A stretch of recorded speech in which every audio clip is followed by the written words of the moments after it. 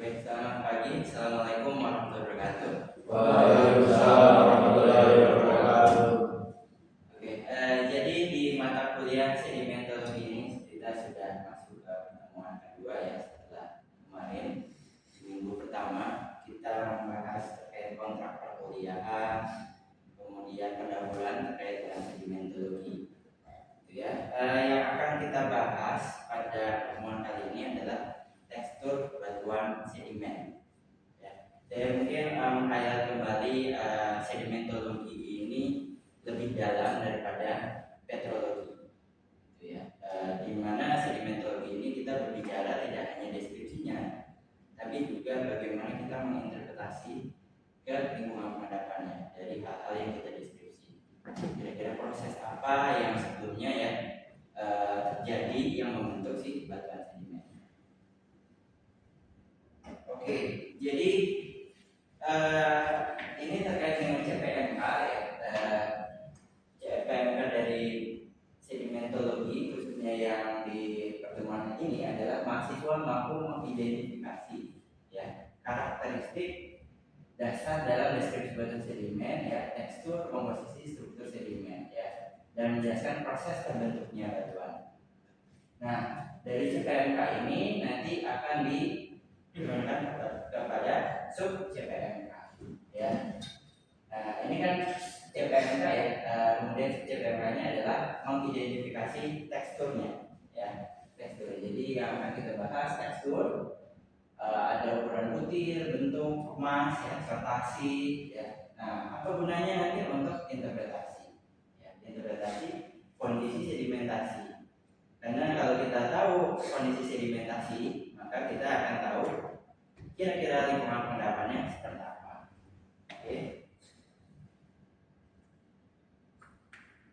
Oke.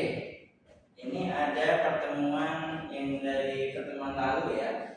Kita di pendahuluan mempelajari terkait dengan proses atau siklus batuan. Oke. Ada yang ingin menjelaskan dulu bagaimana siklus batuan ya? Bisa menjelaskan dari gambar ini. Ayo, coba silakan. Ya, silakan kok.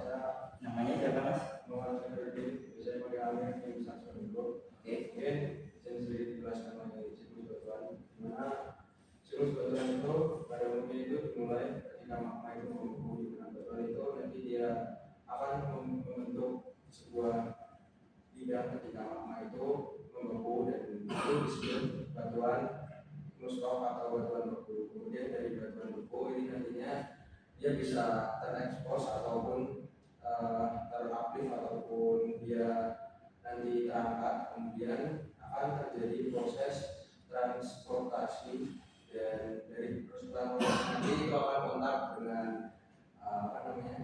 dengan oksigen dan lingkungan sekitar, sehingga menyebabkan proses yang dinamakan weathering proses atau proses pelapukan. Kemudian setelah itu dia tertransfer dan terdeposit menjadi sedimen. Kemudian setelahnya itu akan mengalami proses kompaksi dan sementasi, dan kemudian terbentuklah batuan sedimen. Dan ketika nanti di sisi lain itu batuan ataupun batu yang terbentuk itu dia nanti terkena dengan pressure atau temperatur yang cukup dan tidak menyebabkan batuan tersebut itu meleleh, akan menjadi batuan metamorf melalui proses metamorfik. Oke, bagus ya. Jadi memang siklus batuan ini sangat penting ya, karena ini fondasi dasar kita terbentuknya batuan sedimen. Fokus dalam mata kuliah ini adalah batuan sedimen. Jadi ada proses-proses yang dia akhirnya si batuannya akan mengalami sedimentasi ya pada satu titik ya. Jadi kalau kita lihat di siklus batuan, artinya ada batuan-batuan yang dia terlakukan ya, bisa dari lakukan dari igneous rocknya atau batuan bekunya, atau lakukan dari batuan sedimen sendiri, atau lakukan dari batuan metamorf ya. Nah, yang nantinya ketika dia laku, dia akan tererosi kan, tanah lapuk itu akan menjadi bagian-bagian yang kecil-kecil, fragmen-fragmen itu yang nantinya akan tertransport dan nanti akan terendapkan di satu titik, gitu ya, baik misalkan nanti di darat, ya, di transisi maupun di laut. Oke. Nah, ini terkait dengan tekstur, ya. Ini sebagai analogi saja, ya, bahwa misalkan kita punya sekumpulan orang, ya, tentunya kita bisa mendeskripsikan orang tersebut, ya, dari misalkan warna rambutnya, ya, ada beberapa macam kan, kemudian tipe rambut seperti apa, ya, ada yang lurus, ada yang keriting, ya, ada yang panjang, ya, warna bajunya, ya, beda-beda, dan jenis pakaiannya.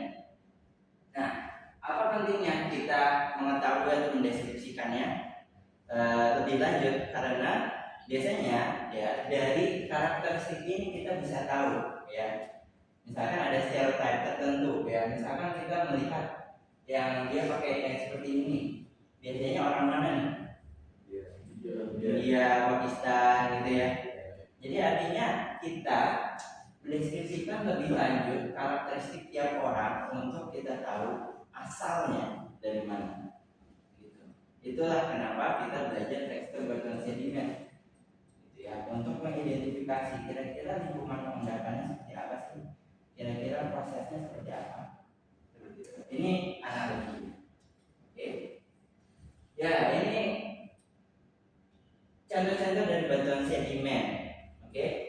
Ya, kalau kita lihat di sini, lihat barangnya ini, ya, ini sebenarnya fosil-fosil, ya, fosil-fosil dari Nummulites. Oke, Nummulites. Nah, ini dia menjadi ciri dari batu gamping, ya, dari batu gamping. Ya, dengan banyak sekali fosil-fosil ini dan bersifat karbonata. Oke. Nah, ini umurnya Eocene. Oke. Nah, ini kita secara latar belakang, ya, untuk kita kenapa sih mempelajari tekstur batuan sedimen, goalsnya nanti untuk sedimentologi seperti apa, ya. Sebenarnya sebagai geologis kita itu bertindak sebagai seorang detektif, ya. Kita ingin cari tahu bagaimana, ya, proses-proses yang terjadi di masa lalu. Biasanya detektif bagaimana? Mengumpulkan bukti-bukti, ya, kumpulkan bukti-bukti, kemudian dia rangkum, ya, ini ya, di website nanti biasanya keliling dunia di offshore, ya, kegiatannya seperti ini, mengambil data yang nanti datanya akan disetor ke oil company-nya sebagai panen, ya. Nah, ini singkapan dari batuan sedimen yang mana kalau kita lihat, ya, ini ada Arak Formation dan Upper Jubaila. Ini adalah reservoir yang sangat produktif di Timur Tengah. Jadi kalian melihat batuan reservoir, ya, yang menyimpan migas. Kenapa kita punya cadangan migas besar di Timur Tengah, ya? Nah, kalian melihat langsung seperti inilah batuan yang menyimpan migasnya dari sebuah reservoir. Oke. Kita masuk dulu ke definisinya, ya. Tekstur itu harus didefinisikan. Apa? Definisinya adalah aspek geometri, ya. Aspek geometri dari partikel-partikel komponen suatu batuan. Ya. Jadi kita bicara nanti kan salah satunya, ya, ada ukuran butir, bentuk butir, itu kan aspek geometri. Ya, aspek geometrinya dari partikel-partikel yang menyusun si batuan. Nah, ini merefresh kembali, ya, mungkin di geologi dasar dan petrologi sudah mengenal, ya, frameworknya. Jadi kalau di batuan sedimen kita mengenal adanya fragmen, ya, kemudian matriks, semen, dan pori. Fragmen ini yang ukurannya apa? Pasir, ya. ya, lebih besar dari pasir, bisa ya fragmennya juga. Kemudian matriks itu yang halus-halusnya, gitu ya. Partikel yang lebih halus, yang biasanya itu clay size ya, jadi ukurannya lempung, ya. Lana juga termasuk. Dan semen ini gunanya apa? Oke, ya dia mengikat ya, mengikat atau menguatkan antar butirnya, ya Pak. Ya. Nah ini yang akan berpengaruh ke konsep perbedaan antara sedimen dengan batuan sedimen. Ya. Sedimen itu kita bicara materialnya lepas-lepas. Ya. Sedimen ya kalian misalkan ke pantai itu adalah sedimen. Dia masih belum membantu terdeteksi. Kemudian ada pori. Nah, mempelajari konsep ini yang harus kalian pegang betul-betul ya. Karena di pori ini yang akan mengantarkan kalian ke industri migas. Kenapa? Di dalam pori biasanya ada fluida ya. Kemampuan mengalirkan fluida itu adalah permeabilitas ya. Nah, pori adalah porositas itu adalah perbandingan dari apa? Volume rongga ya dibandingkan dengan volume batuannya ya. Jadi semakin banyak pori-porinya, semakin kita bisa ada fluida kan. Nah, fluida ini yang bisa diisi oleh minyak, air atau gas. Nah, kita beruntung kalau misalkan ada minyak atau gasnya ya. Itu yang nanti akan diambil oleh industri migas. Oke. Ya. Ini kenampakan dari petrografinya ya, kalau kita lihat bahwa dia misalnya oke, ya ini yang Petitjon ya membagi seperti Wentworth scale juga ya, ada mud, sand, dan gravel. Ya. Nah ini yang lebih detailnya lagi daripada Wentworth scale ya, kalau kita lihat ya, ada beberapa unit yang dibagi-bagi. Oke, ya. Ini terkait dengan kebulatan. Kebulatan nanti konsepnya agak berbeda dengan bentuk butir. Ya. Kalau kebulatan artinya gimana? Untuk yang itu kecil yang bentuk jika dia bertransport nanti berbeda sama cara bertransportasi. Oke, ya bagus ya. Jadi nanti akan kita berbicara jarak dari transportasinya ya. Nah, roundness ini beda dengan sphericity ya. Kalau kebundaran ini yang nanti kita berbicaranya terkait dengan bentuk butir ya. Kalau sphericity itu nanti halnya lain. Apakah dia cenderung ellipsoid atau dia membulat gitu ya. Nah, ini kita bisa lihat nih perbandingan ya antara misalkan yang di bagian sini di satu kolom ya, ini kan ada menyudut-menyudutnya ya butirannya. Nah di sini juga menyudut-menyudut. Nah bedanya sama yang di sini, ini menyudut juga kan, tapi ini ada lonjong. Berarti kita bisa bilang dia secara bentuk butir itu very angular, karena dia kan menyudut kan. Tapi kalau kita lihat dari segi sphericity atau tingkat sphericitasnya, dia satu high ya, jadi lebih membulat, tapi masih ada sudut-sudutnya.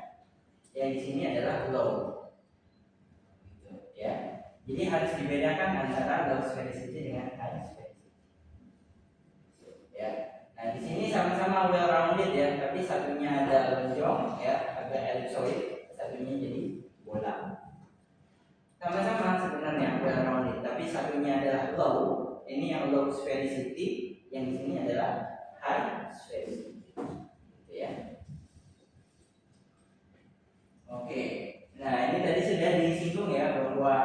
pentingnya mempelajari bentuk dari butir, ya kita bisa menerka apakah dia tertransport jauh atau dekat dari si sumber.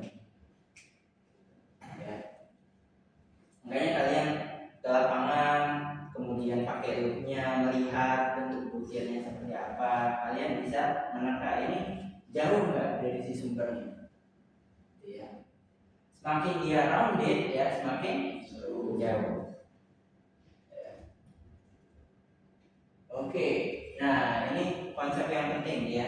Kemarin saya di sidang ada yang kakak kelas kalian ya masih ketukar nih konsepnya sortasi. Sortasi itu apa? Keseragaman ukuran butir. Oke, keseragaman ukuran butir. Ya, keseragamannya itu di ukuran butirnya ya. Nah, jangan ketukar. Jadi keseragaman di ukuran butir, bukan keseragaman di bentuk butir atau hal lainnya. Ini bisa tertukar-tukar, gitu ya. Oke, misalkan ini seragam.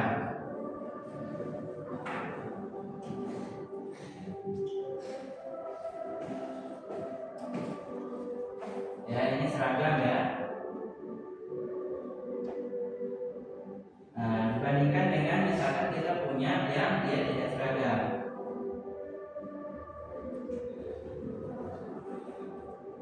Kira-kira porositasnya lebih banyak yang mana? Nah,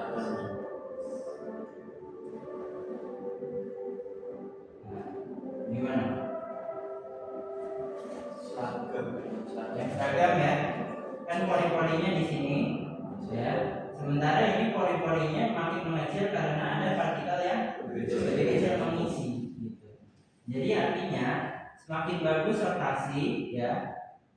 Artinya kita akan punya porositas yang bagus, ya, yang lebih baik, ya, begitu. Nah, ini bisa dihubungkan nanti di reservoir kalau kita mencari migas. Jadi gimana? Mau nyari migas yang sortasinya baik apa yang buruk? Sortasi baik. Ya ini yang buruk ya. Ini sortasi baik. Sortasi baik punya porositas yang bagus. Inilah reservoir yang akan kita cari. Oke. Nah kemudian kemas, ya, kemas itu adalah sifat hubungan antar butirnya. Apakah dia menyentuh, ya, saling menyentuh antar butirnya atau dia ternyata kalau kita hubungkan ya class size itu berarti ukuran butir ya. Jadi semakin dia dekat dengan source-nya akan lebih besar, ya.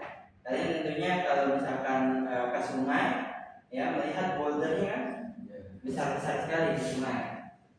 Nah, nanti menuju ke arah pantai itu makin sedikit, ya makin sedikit bahkan jadi pasir, seperti itu. Ya. Kemudian class shape atau bentuk butir. Bentuk butirnya ada yang angular, ya angular berarti dia belum tertransfer lebih jauh kan. Ketika dia lapuk, ya dia belum tertransfer lebih jauh, jadi masih menyudut-nyudut. Ketika dia tertransport, otomatis nanti akan membundar ya, yang membundar. Sortasi, ya sortasinya biasanya kalau yang dekat dengan sumber sih masih very poor ya, gitu. Artinya sortasinya buruk. Dan secara komposisi ya, mafic mineral atau felsparnya masih banyak kalau yang dekat dengan sumber.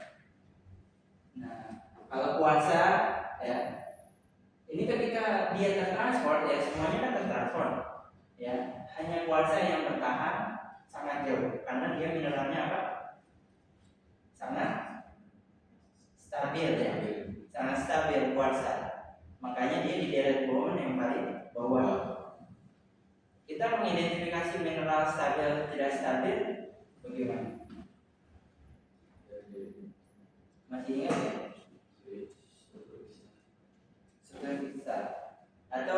dari filosofinya saja. Ketika dia terbentuk paling telat, ya artinya kan dia dekat dengan ininya kan, permukaan ya, dekat dengan permukaan. Artinya ketika dia tertransport, dia masih mengira bahwa ini lingkungan saya, gitu. Kalau dia yang mengkristal lebih dulu, kayak olivin, ya itu kan mengkristal lebih dulu tuh, karena dia agak-agak lebih dalam kan biasanya, ya. Nah, itu yang akan menyebabkan dia secara komposisi kurang stabil di permukaan. Nah, kuarsa dia lebih stabil. Nah, ini coba kita kaitkan ya, kita ada studi di Gunung Merapi, ya kita buat sayatan sungai. Jadi kita ambil sedimen-sedimennya, ya. Nanti mungkin di praktikum akan ada juga materi terkait ini. Kita ambil sedimen-sedimen di sepanjang sungai ini. Nah, kita ingin membandingkan teksturnya seperti apa. Ya. Nah, ternyata dari pengamatan, ya ini ada proximal medial distal. Masih ingat proximal medial distal? Proximal itu apa? Paling dekat ya dengan sumber, ya, kemudian yang lebih jauh medial dan kemudian distal. Nah, ternyata dari hasil pengamatannya akan terlihat betul ya teori terkait dengan perubahan tekstur dari yang jauh dari sumber, ya dekat dengan sumber ke yang jauh dari sumber. Sumbernya kan Merapi ya, sumbernya Merapi, kemudian mentransport material-material, kemudian nanti akan diterapkan di sini, gitu ya, di arah selatan. Kita bisa melihat rounded ya, makin distal dia makin rounded, banyak yang rounded. Jadi ada subrounded, ada rounded. Kalau makin distal. Nah, kita lihat dari bentuk butirnya, kalau yang proksimal yang masih dekat-dekat sini dia angular. Ya, kalau kita zoom ini sebenarnya angular. Ya, ini mencerminkan derajat dari transportasi. Ya, kita balik ke konsep dari biologi modern ya, the present is the key to the past.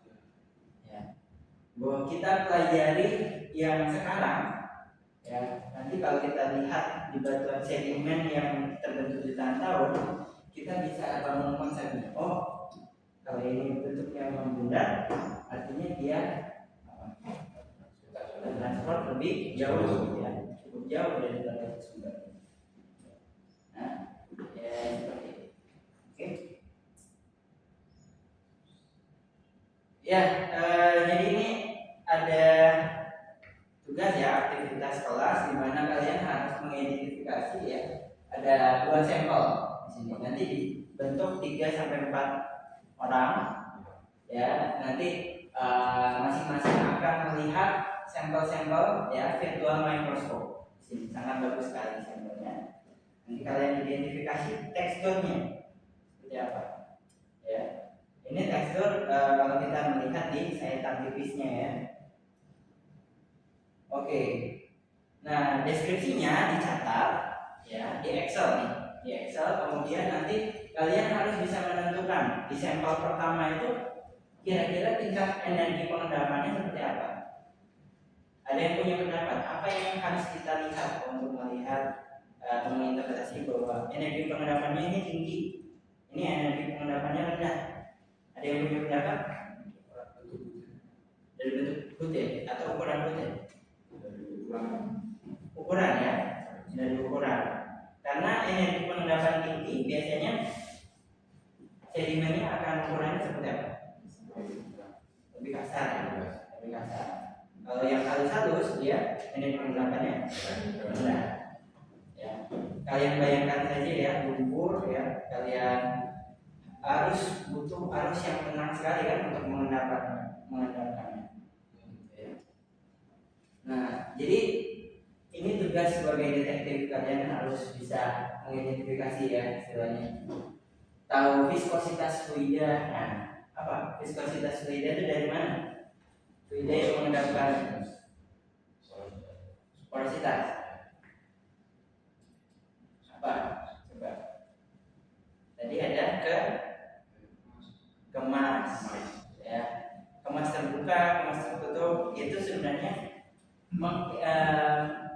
menginterpretasi atau dia menunjukkan viskositas dari lidah yang mengendap. Kalian bayangkan misalkan adanya lahar dingin, ya. Lahar dingin itu nanti akan menghasilkan kemas terbuka atau tertutup. Lahar dingin, misalkan dia bisa mengangkut boulder, ya. Kira-kira nanti akan menghasilkan, kalau dia mengendap satu saat ya, satu titik, terbuka atau tertutup? Terbuka ya. Makanya yang tadi ya, ada gambar-gambarnya itu, ya. Nah, semakin dia viskositasnya tinggi, berarti kemasnya terbuka. Ya, viskositasnya rendah, berarti cair kan? Seperti air biasa sungai, ya, tanpa dia ada lumpur yang sedemikian rupa, berarti kemasnya tertutup. Oke. Kemudian sedimen terendapnya jauh apa dekat dari sumber? Kira-kira apa yang harus kalian cari dari sampel? Pembundarannya ya, dari bentuk butirnya. Oke. Nah, kemudian potensinya. Nah, potensi kalau misalkan kita mau nyari bigas nih, apa yang mengaruhi? Porinya. Oke. Dari sortasi bisa nggak? Bisa. Dari sortasi bisa ya. Sortasi yang mana? Yang baik ya. Keserangkaian butirnya baik sehingga nanti ada porinya lebih banyak. Ukuran butir bisa nggak? Kita bisa identifikasi, oh ini reservoirnya akan lebih baik daripada reservoir yang lain dari ukuran butirnya. Misalkan kita pasir kasar sama pasir halus, kira-kira yang jadi punya pori yang bagus untuk reservoir yang halus atau yang kasar? Halus ya, yang kasar ya, yang kasar. Ya, yang kasar.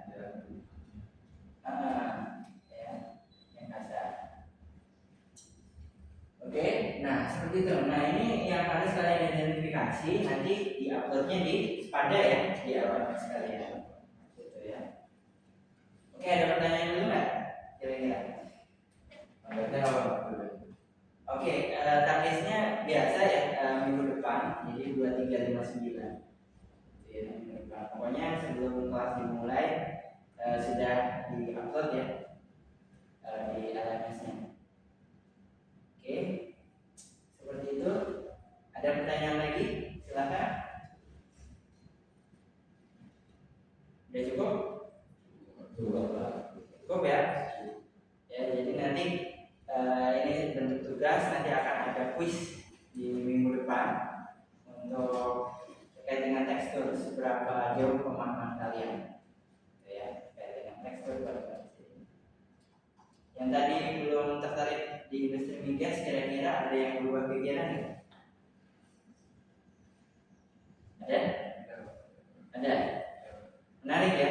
Tentang sedimen ini. Ya, apalagi kalian nanti menjadi geologis di Aramco. Udah bukan 2 digit lagi ya, 3 digit ya. Amin. Ya. Seperti itu. Pelajari dasar-dasarnya dulu, nanti itu akan terpakai ya, untuk kalian mencari migas. Cara nanti paleogeografi dan lain-lain nyari migas. Apalagi kalau di Aramco ya, batuan karbonat. Nah, karbonat ya pelajari lebih lagi. Oke, kalau tidak ada pertanyaan ya, mungkin kita cukupkan untuk perkuliahan kali ini ya. Saya tutup. Wassalamualaikum warahmatullahi wabarakatuh.